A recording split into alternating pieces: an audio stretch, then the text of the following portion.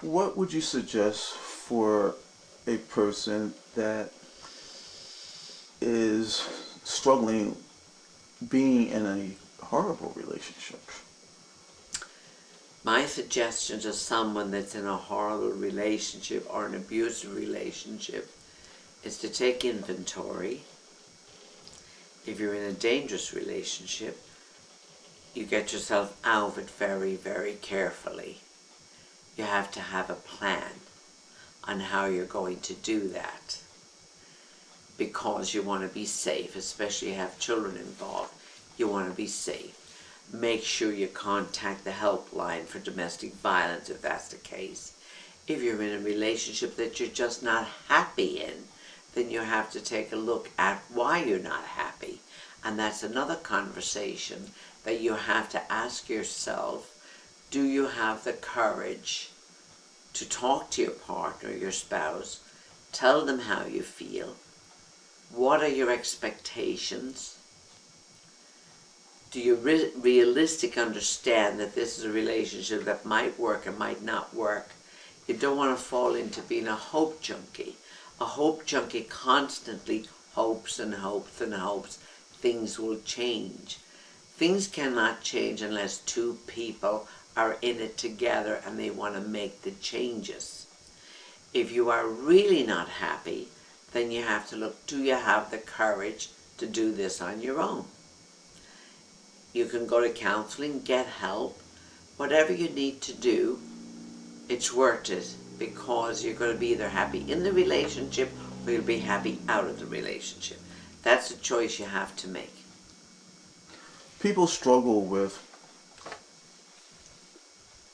having been in a horrible relationship. What do you suggest a person, or what insight do you have for a person who's trying to heal from a horrible experience? Well, if somebody's been in a relationship and it's been a horrible experience, you have to take a look at, is there any post-traumatic stress from that experience? There's a great disappointment, there's sadness, there's grief, especially if you've had a reasonably good relationship for a while and then things begin to go downhill. Oftentimes that's because two people grow apart because they grow differently and their common ground is taken out from under them, but don't have the ability, the communication skills, or the interest in correcting all of that or beginning a new relationship. Relationships change all the time, and people that are in them have to know and have the ability to be able to adjust with the relationship. Oftentimes a relationship starts out with an infatuation, and that's a wonderful period, but a lot of people cannot make it work beyond the infatuation. They might be even married. They might be definitely restricted by their religion, by their ethnic group, and they don't know what to do.